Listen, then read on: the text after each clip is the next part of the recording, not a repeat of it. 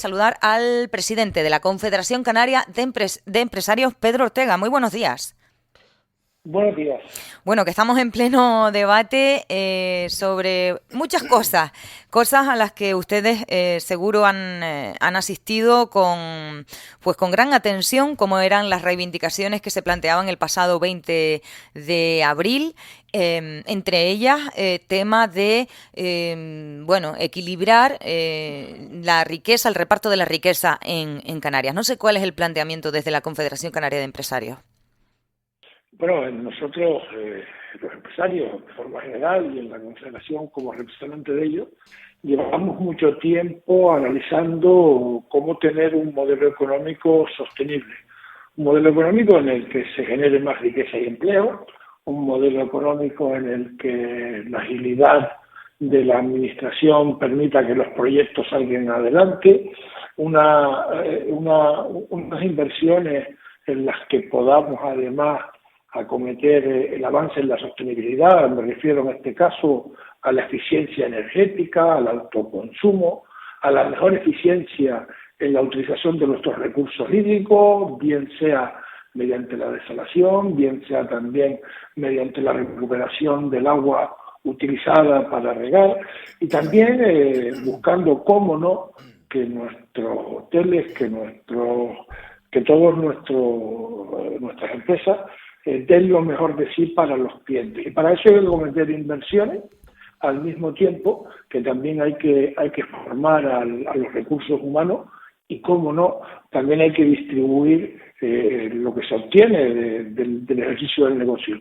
Y en ese sentido, bueno, hay una negociación colectiva, en este caso, y usted se refiere en concreto al turismo, Sí. una negociación colectiva que se hace en el año 2020, que corre un periodo de 5 años en que los agentes económicos y sociales, es decir, sindicatos y empresarios, se ponen de acuerdo para tener un pacto que dé estabilidad en un futuro, que quiero recordar que en el 2020 era de absoluta incertidumbre. Ese escenario llegó hasta el 2025 con incrementos salariales.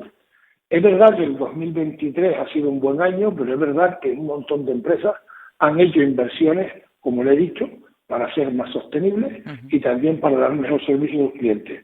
Por lo tanto, lo que hay que buscar es cuál es el mejor equilibrio para que los negocios se mantengan, el que invierte reciba el dinero que le corresponde y el que trabaja reciba también el dinero que le corresponde. Y yo creo que en eso estamos todos. Claro, digamos que estamos en plenas negociaciones porque me dice que tiene una vigencia. En 2020 se pasaba de la incertidumbre absoluta a ese convenio. En el caso de la hostelería se está ahora en negociaciones para el de 2025, entiendo. Empezando a negociar, estamos empezando a negociar, se está empezando a hablar para preparar el 2025. E independiente además que se aplican unas reglas que, mire, no a todas las empresas les va exactamente igual. Claro. No se pueden aplicar reglas generales. Esto es un proceso en el que, insisto, yo creo que salimos todos de la pandemia, en que de forma colectiva, pues mire, se ayudó a las empresas y se ayudó a los trabajadores, porque yo quiero recordar que en el 2020 hubo una caída de un 20% del PIB, que nos quedamos sin nada, que el turismo demostró que era el motor de nuestra economía. Por lo tanto, si queremos que siga siendo el motor de nuestra economía, tenemos que hacer las cosas bien para que así sea. Y eso no se hace de otra forma que invirtiendo en sostenibilidad e invirtiendo en los recursos humanos. Pero eso no es un plis-plas, no es un de hoy para allá. Es un proceso que hay que hacerlo de forma medida, porque mire, hay cosas que ocurren, que hoy hay una coyuntura que hoy estamos bien, pero en otros momentos estamos mal y hay que preparar las empresas para que funcionen cuando van bien y cuando las cosas van mal. Están con nosotros los compañeros Pedro Martín y Valentín Aullanet. Pedro. Presidente, buenos días. Buenos días. A mí, con respecto a la manifestación y lo que tiene que ver con el sector empresarial, me llamaba mucho la atención. Yo le reconozco que en algunos aspectos, no en todos, estaba de acuerdo con el espíritu de la manifestación, pero sí me gustaría que me explicara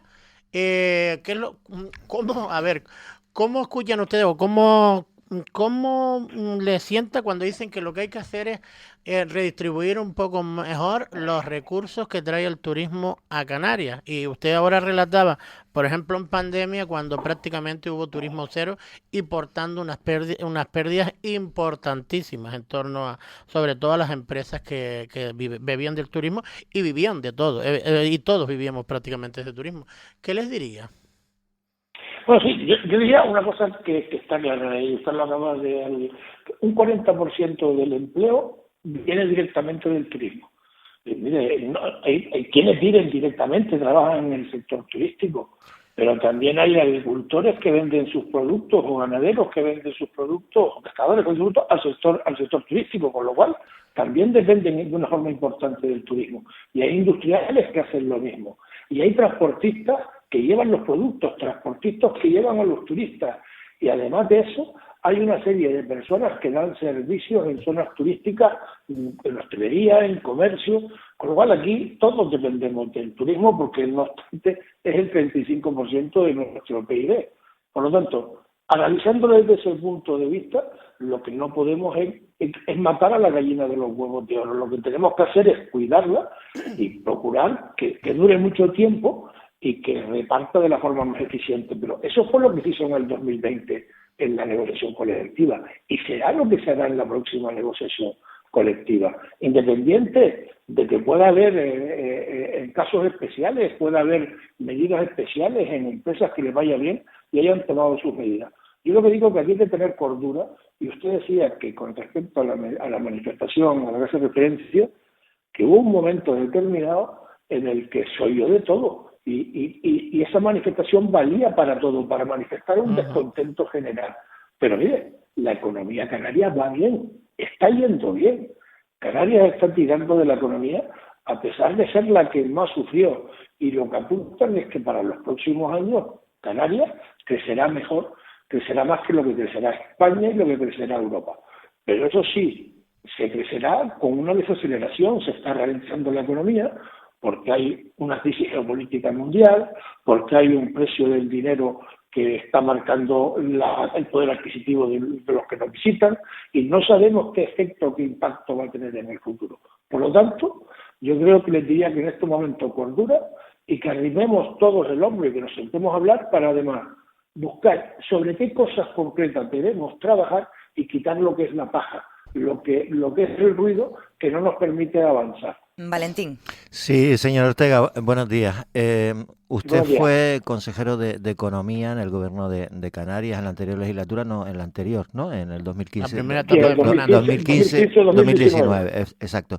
Ya en ese momento, algunas formaciones políticas hablaban de aplicar una ecotasa, y ahora estamos en un momento en el que está la cosa un poco difusa, ¿no? Es decir, por un lado vemos al Ayuntamiento de Mogán aplicando una ecotasa en su municipio, estamos viendo cómo se están aplicando cobros o tasas también para el acceso a determinados parques naturales, pero estamos en una situación un poco de incertidumbre en torno a si se debe aplicar en un municipio sí, en otro no, o unos lo aplican y otros no. Es decir, ¿cómo lo ven ustedes? ¿Qué opinan de la ecotasa en general y del cobro, por ejemplo, al acceso a espacios naturales?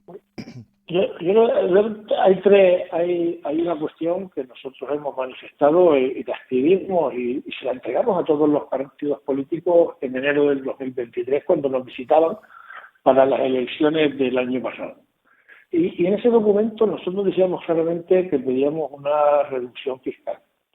Que no entendíamos que con el incremento de recaudación asociado a la inflación, pues que se siguiera y que se mantuviera los tipos que se tienen tanto de IIC o cualquier otro tipo de impuesto, en tanto en cuanto la recaudación estaba aumentando y el poder adquisitivo de las personas y de las empresas estaba reduciéndose. Eso fue lo que pedimos y por lo cual nos mantenemos ahí.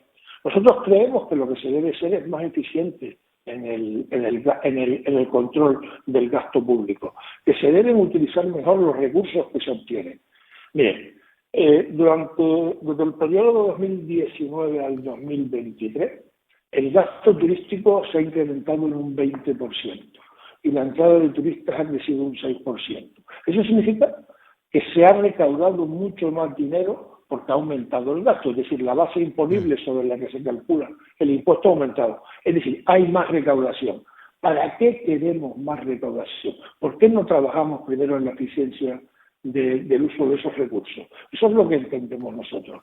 Y sobre eso, en cualquier caso, siempre estamos dispuestos a sentarnos a hablar ahí cómo podemos hacerlo. Y además, ¿por qué no agilizamos la administración para que los gastos que se tienen en todos los proyectos se reduzcan? Mira, hay una cosa que le ocurre a nivel España. España tiene en este momento un 39% de tributación sobre el PIB. Es de las mayores de toda Europa. Pero es que además está en el esfuerzo fiscal. Y el esfuerzo fiscal ha pasado del puesto 21, ha pasado al puesto 31. Es que estamos perdiendo, estamos cargando de fiscalidad a la economía y además la estamos haciendo menos competitiva. Y eso va en contra de una regla como la que tenemos que hacer ahora, en la que la productividad está bajando y tenemos que solucionarlo.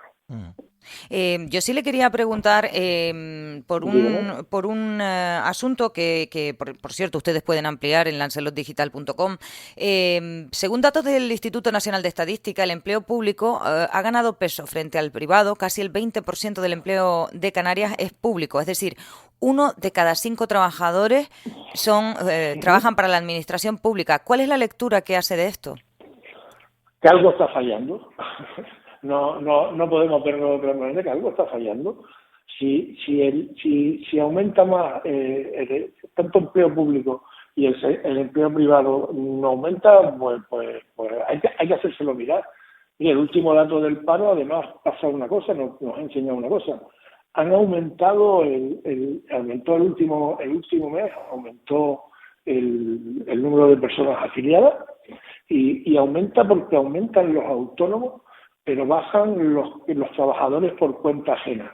Eso significa que a las empresas les está haciendo duro funcionar y que hay muchas personas que buscan iniciativas propias, buscándose cómo ganarse la vida, montando su propio negocio.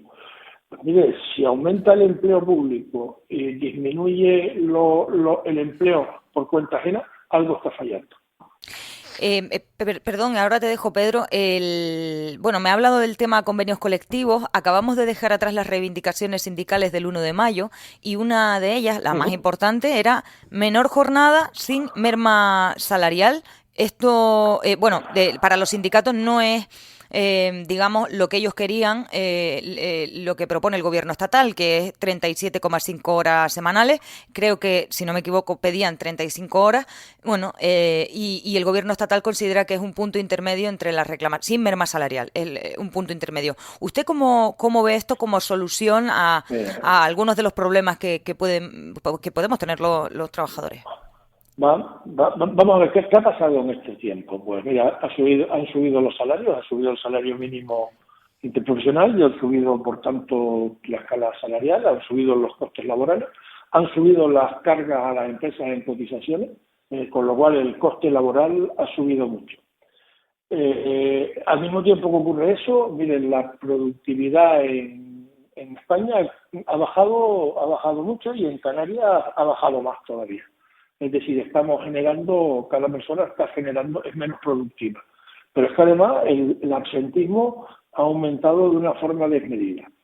Y si por otra parte miramos que el empleo ha crecido un 6,9%, y sin embargo, con respecto al 2022, con respecto a la pandemia, un 6,9%, y miramos que las horas trabajadas han aumentado un 1%, significa que estamos contratando más y trabajando menos. Y eso significa ni más ni menos productividad. Por lo tanto, todo lo que sea tomar medidas de forma unilateral, de forma general, que reduzca, que aumenten esa pérdida de productividad, pues nosotros no tenemos que estar en contra. Pero es que además tenemos que tener en cuenta que algunas de las medidas que se han tomado sin tener en cuenta y sin respeto al diálogo social. Por lo tanto, estamos dañando las bases de la construcción de nuestro sistema democrático, en la que el diálogo y la negociación es la que tiene que funcionar. Y en ese sentido, ¿qué le puedo decir a eso? Que no estamos de acuerdo y menos si lo hacemos sin sentarnos en una mesa y hablamos las partes. sindicatos y patronal, a hablar de cuál es la mejor forma de hacerlo, de hacer esa adaptación del tiempo de trabajo, de tal forma que mantenga la productividad y la vida de las empresas. Pedro. De todas maneras, hay que recordar que esto es el mal menor. Recuerden que hubo también una propuesta de quitar un día de trabajo, de hacer la semana de 4 días, Así que...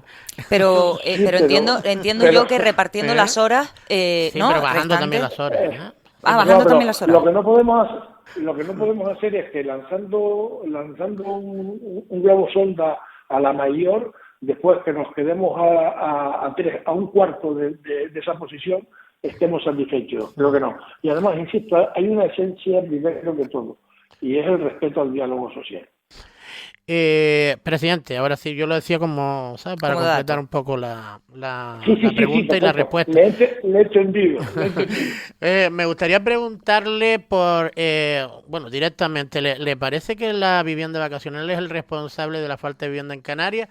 Y segundo, ¿cuál es la postura de la Confederación con respecto al anteproyecto de ley de vivienda vacacional?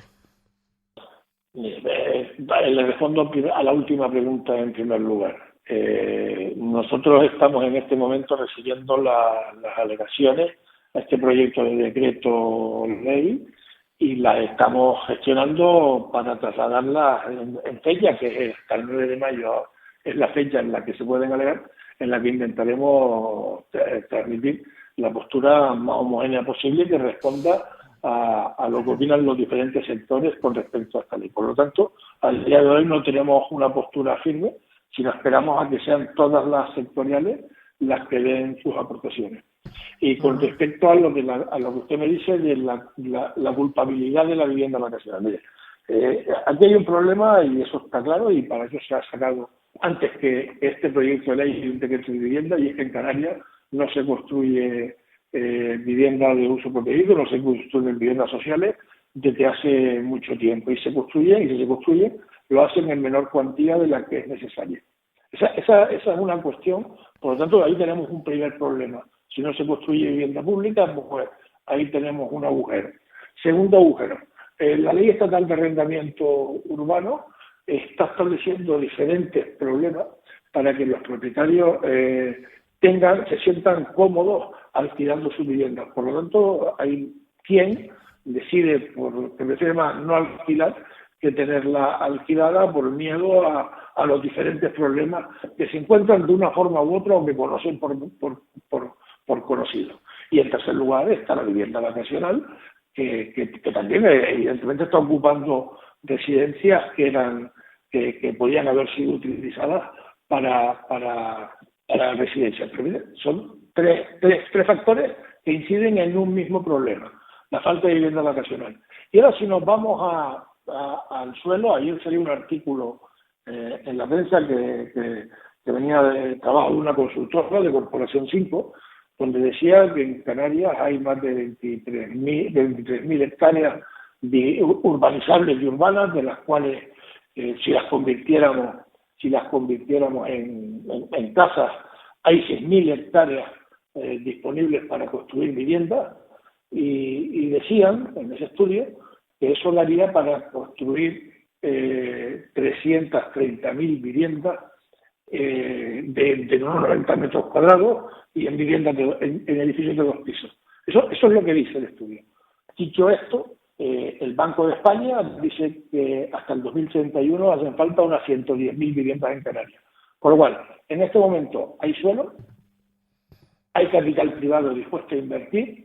Yo creo que lo que faltan son los mecanismos de agilización, de planeamiento, de búsqueda de facilidades para que las dos cosas confluyan y se busque un equilibrio en el cual se tenga casas suficientes y viviendas suficientes para quienes vivimos en Canarias. Pedro Ortega, o sea, por lo que le entiendo, estaría entonces usted a favor también del decreto de medidas urgentes, ¿no? De todas maneras, yo, aparte que me responda esto, yo lo que le quería preguntar es energías renovables bajo su consejería, la de Economía e Industria, se dio un empujón al tema de las energías renovables y ahora no sé qué pensará, pero da la sensación de que poco se ha avanzado, ¿no? Bueno, efectivamente, tuve la suerte de con el equipo de haber facilitado que se duplicara la penetración de las renovables en Canarias y que empezáramos proyectos importantes, y con lo cual eso da orgullo. Yo creo que aquí tenemos un problema de red, tenemos un problema de red, la red de transporte es insuficiente, tenemos un problema también de almacenamiento para ser más eficientes en el uso de energía.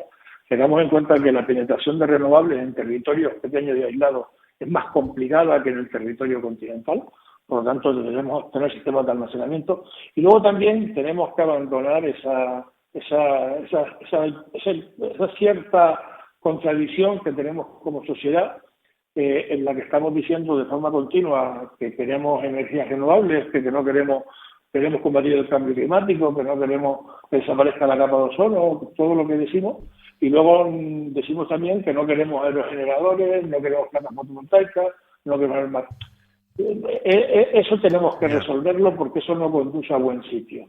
Y lo digo porque al final la energía renovable, la de hoy, los aerogeneradores de hoy o las placas fotovoltaicas de hoy, no serán las que habrán dentro de unos años. Yo a veces digo que el quemar combustibles fósiles genera un agujero en el ozono, produce un cambio climático, va generando problemas que conducen a la destrucción de cicatrices permanentes en nuestro ambiente.